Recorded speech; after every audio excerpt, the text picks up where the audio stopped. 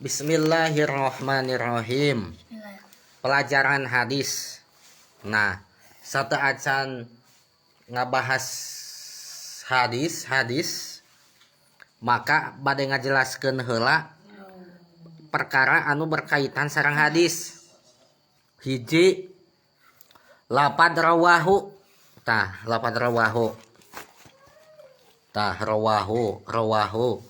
Rawahu nya. Dan ayalah seterusna. Hartosna rawahu teh eta hadis diriwayatkeun ku ahli hadis. Naon sana? Eta hadis diriwayatkeun ku ahli macam ieu ya.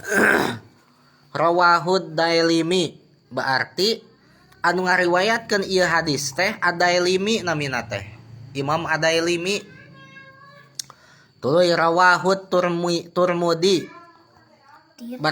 Rawahud Tirmidzi.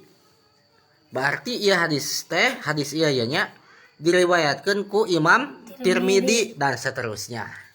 Gitulah. Tuluy aya deui dina hadis teh Imam al-Muhaddisin atawa Imamul Muhaddisin. Hartosna Imamul Muhaddisin teh imam para ahli hadis, tegesna jalmi-jalmi anu ngariwayatkeun eta hadis kalayan masyhur di kalangan para ahli hadis. Apa? Seperti Imamul Muhaddisin teh seperti Adailimi, Turmudi, Ibnu Majah, Tirmidzi bisa lah. Tuluy Ahmad bin Ali, tuluy Al-Bukhari, Muslim. Nah itu Imamul Muhaddisin.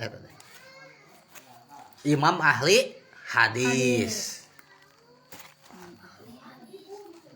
Terus aya deui dina anu berkaitan sareng hadis teh aya kecap rawahu jamaah. Hartosna ieu hadis diriwayatkeun ku para ulama ahli hadis anu seueur pisan. Nya ieu makan rawahu Tirmidzi ku sajalmi ku Tirmidzi nya. Aya deui hadis teh rawahu jamaah. Tah model ieu.